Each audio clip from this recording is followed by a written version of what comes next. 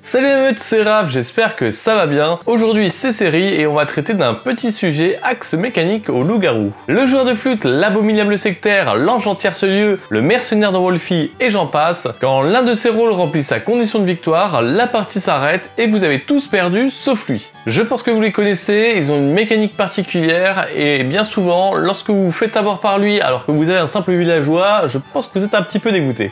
Mais souvent, s'ils sont bien foutus, ils répondent à au moins un de ces deux critères de ce que j'ai pu en observer. Soit leur victoire est peu probable statistiquement, comme l'ange par exemple qui doit mourir tour 1, soit leur condition de victoire provoque un effet entonnoir qui fait qu'à la toute fin, ils n'ont dans le meilleur des cas qu'une chance sur 2 ou 3 de l'emporter. En effet, pour qu'il y ait un équilibre, le rôle solo doit avoir peu de chances de gagner étant donné qu'il n'y a qu'un seul joueur qui le détient. C'est un camp où il y a une seule personne autour de la table qui l'a. Donc statistiquement, forcément, il a moins de chances de gagner. Nous allons donc voir dans cette vidéo quelle attitude adopter face à de tels rôles.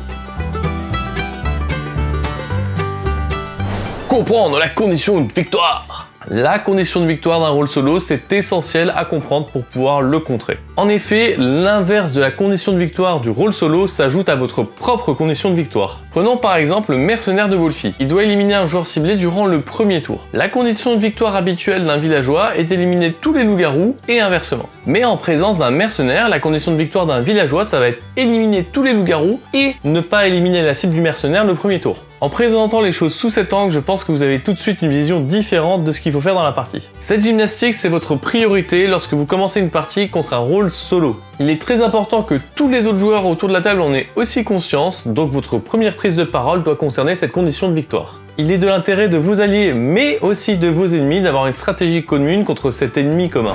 Établir une stratégie commune!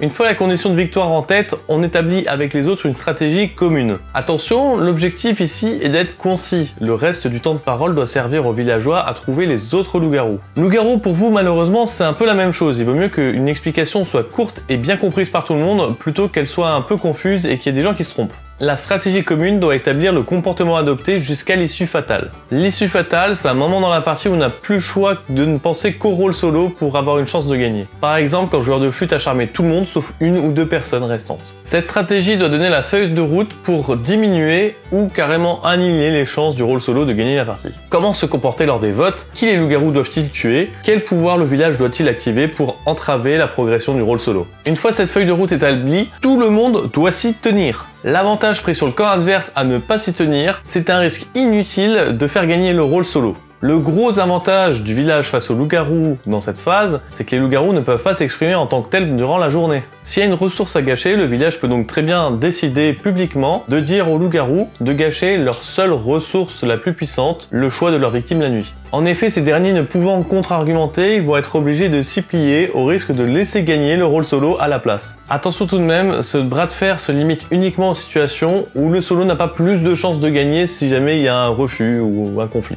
Si t'es nouveau sur la chaîne, cette vidéo s'insère dans une série axe mécanique loup-garou. Il y en a déjà une quinzaine de vidéos et il y a d'autres séries stratégiques dont une série stratégique sur les différents rôles du loup-garou qui est aussi très intéressante et complémentaire à celle-ci. Concernant les axes mécaniques d'ailleurs, on en parle beaucoup sur le Discord donc n'hésite pas à t'y inscrire.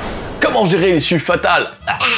Souvent, l'issue fatale, c'est le moment ingrat de tous les adversaires du rôle solo. À ce moment-là, le solo est sur le point de gagner, mais les autres vont devoir tirer à l'aveugle pour avoir une chance de s'en sortir. Souvent, ce genre de situation se joue entre 2 ou 3 joueurs, on appelle ça le trio final. Par exemple, quand il ne manque plus qu'une ou deux personnes aux joueurs de flûte pour gagner la partie. Ici, votre stratégie commune n'aura pas permis de le faire tomber avant, c'est juste pas de chance. C'est pas pour autant que votre stratégie commune était mauvaise, c'est juste que statistiquement elle a de grandes chances de réussir et là, ça a passé le filtre. Cependant, dans ces moments, il y a quelques astuces qui peuvent vous permettre de vous en sortir malgré tout. Tout dépend bien entendu de la condition de victoire et du pouvoir du rôle solo, mais voici quelques questions à vous poser. En tant que loup-garou dans le trio final, est-ce qu'il serait pas intéressant par exemple que je me révèle pour diminuer les chances qu'on élimine une mauvaise personne? Ne pas faire de vote ce tour-ci peut-il nous sauver? Par exemple, est-ce que le loup-garou peut complètement renverser la partie? A-t-on gardé des pouvoirs de mort en réserve de façon à augmenter nos chances d'éliminer le solo avant sa victoire? Il y a probablement d'autres questions que vous pouvez vous poser, le but c'est d'essayer d'explorer les stratégies un petit peu bizarres qui vous permettraient, ce coup-ci tout particulièrement, de vous sortir du pétrin. Malheureusement, il n'y a pas de miracle possible dans cette situation, mais peut-être que vous gagnerez un peu plus de parties grâce à ces conseils. Ne pas oublier sa condition de victoire. Le rôle solo fait souvent perdre la tête aux joueurs. Battre le solo c'est bien, mais vous avez un autre camp adverse, et ça faut pas l'oublier. Résoudre la défaite du solo ne doit pas se faire au détriment de votre propre victoire, ça surtout pas. Si possible, essayez de faire en sorte que ça soit le camp adverse qui utilise des ressources plutôt que ça soit le vôtre. N'oubliez jamais de préparer le terrain, il faut que vous ayez l'avantage au moment où le solo tombe. Par exemple, vous pouvez essayer de faire en sorte que les loups-garous ne soient pas libres de leur mouvement la nuit, qu'ils soient obligés de cibler telle ou telle personne à chaque fois, ça leur évitera d'avoir une trop grande liberté. Essayez d'éliminer le plus d'adversaires possible grâce aux mécaniques que propose le solo. Parfois ça peut vous aider, par exemple en tant que villageois, à trouver des loups-garous. En tant que loup-garou, évitez de coopérer si vous savez que le village peut faire le travail lui-même. Si le traître est dans la compo, il aura peut-être mieux fait de se révéler pour être négociateur à votre avantage. Par exemple, dire au village, cette nuit les loups-garous n'élimineront pas le joueur que vous demandez. Si vous voulez qu'il soit éliminé, c'est à la sorcière d'utiliser sa potion de mort. Et surtout en tant que loup-garou, essayez de faire en sorte que la pression du solo empêche le village de voir clairement qui est loup-garou. Voilà, j'espère que cette vidéo vous aura plu, c'était quelques conseils pour gérer les rôles solo. C'est vrai que c'est toujours une situation un petit peu particulière et qu'on y voit souvent pas mal d'erreurs de jeu. Si jamais vous avez des idées d'axes mécaniques à explorer, n'hésitez pas à le mettre en commentaire, ça pourra potentiellement être le sujet d'une prochaine vidéo. Et le village s'endort!